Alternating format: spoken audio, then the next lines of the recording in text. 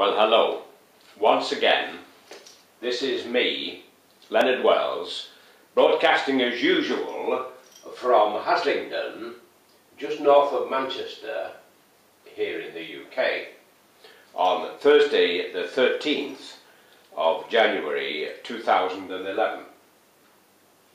We've come up to date in my third instalment of life in Romania, and today I'm going to talk about some incredible property bargains which are available in Romania. And I think I mentioned before that Prince Charles has bought 2 properties out there, and they're incredible value. Incredible value. I mean, actually we've destroyed ourselves in the UK in the property market. And why did we destroy ourselves?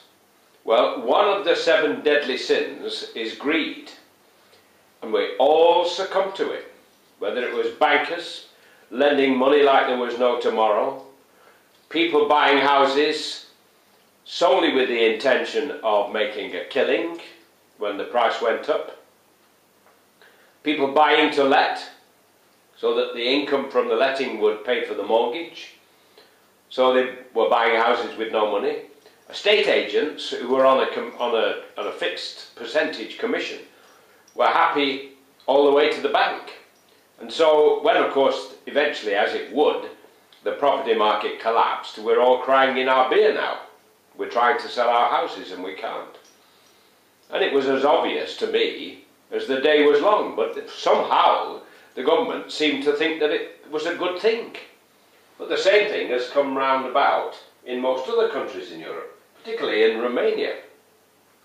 And I'm going to give you an idea of what the situation is, because for some people who want to own effectively a ranch, in the American sense of the word, small holding or farm, Romania is ideal.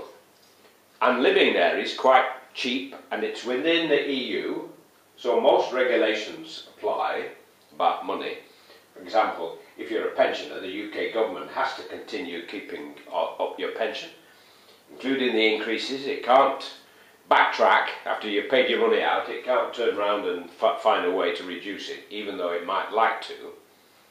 It's very funny, but all these MPs who are supposed to represent us, they provide themselves with about £80,000 a year salary, and when they lose their job, no matter how short a period they've been in it, they get a £75,000 golden goodbye.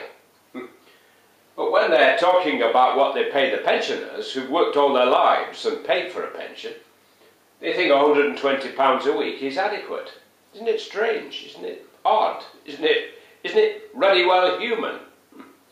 Right, I'm going to show you now a couple of photographs which I hope you can see clearly, because I can't tell until I watch the film exactly what you can see. Now this is a house in the country, beautiful countryside, as you can see. It's an unusual shaped house in that it surrounds a courtyard. The main entrance to the front of the house, the front door in fact, is actually here, inside the courtyard, and there is the gate on the outside of the property. I hope you can see that. And there is the front gate as the property appears from the road. This is the gate that I showed you from inside the courtyard. Now that property, in a place called Sibiu, which is a beautiful city, near a place called Sibiu, which is a beautiful city in the western side, I beg your pardon, of Romania, approximately here. You will have a guess what it would cost. In England, you would have thought, with a big area of land attached to it, that maybe £250,000, 250,000 might be adequate. Well, you can knock a nought off that, because that house is available for £25,000, or was until recently. I was interested in going to see it, but for problems I didn't anticipate, I never did see it. Now, it isn't difficult to own property in Romania, and you can fly quite cheaply from Luton, near London, to places like Bacau, which is somewhere here, Bucharest, Cluj-Napoca, and for quite reasonable sums. So with owning a property like that, you could have a nice place in the country, and you could either retain your house in England if you can afford to, or you could sell up.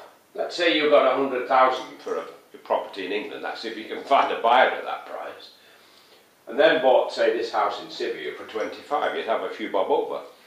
More than enough to comfortably live off.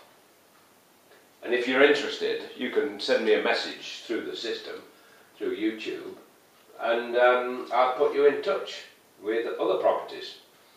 So that's the situation. I'm suggesting that a lot of people in England who are in dire straits would find living in Romania a great deal easier and cheaper. A lot of people speak English in Romania, so it's not as big a strain as you would think. And it's a very religious country, all in all. The people are friendly. The climate's not bad. It can be very cold in winter, and it can be very hot around Bucharest in the summer, up to 40 degrees. But most other places, and don't forget it's a lot less populated than England, most other places, it's very reasonably pleasant. And if you choose somewhere close to a border, you can have the benefit of nipping over the border. If you're on this side, you can go to Hungary, that side Ukraine, that side Moldova, this side Bulgaria and Turkey, and this side Serbia and Greece down here, and so on. And you can go fishing around the Danube basin. You can go take a boat trip to Istanbul or to the Crimea. So think about what I've said. It's rather gloomy, the property situation in England, but in Romania, and the reason for it is this, I didn't maybe perhaps explain too well, but until the communists came along after the war, the majority of the people of Romania lived on small holdings, stroke farms. And they were used to that because they kept chickens and they grew fruit trees and all the rest of it. The young people, the communists encouraged all the young people to live in blocks of flats, and they built 86,000 of them in Bucharest alone. Never mind other cities, just 86,000 10-storey blocks of concrete flats. So the young people today don't understand a property with land. They believe in getting in a lift and going up to your apartment. They've forgotten what owning land is like, the freedom of it, the fresh air, and oh, you name it. So all these old people who own these properties and who are now dying off, nobody wants them. They're giving them away. I saw one the other day just over the border near Oradea, which is about here, over the border in Hungary for €4,500 euros, about just under £4,000. Can you imagine that? With land as well, and livable now, today. So there you have it. I'm going to close now because YouTube only allow me 10 minutes. God bless, while it's still legal in the UK to say God bless. Take care, and watch out for chapter part 4 of my talks on Romania. Bye for now.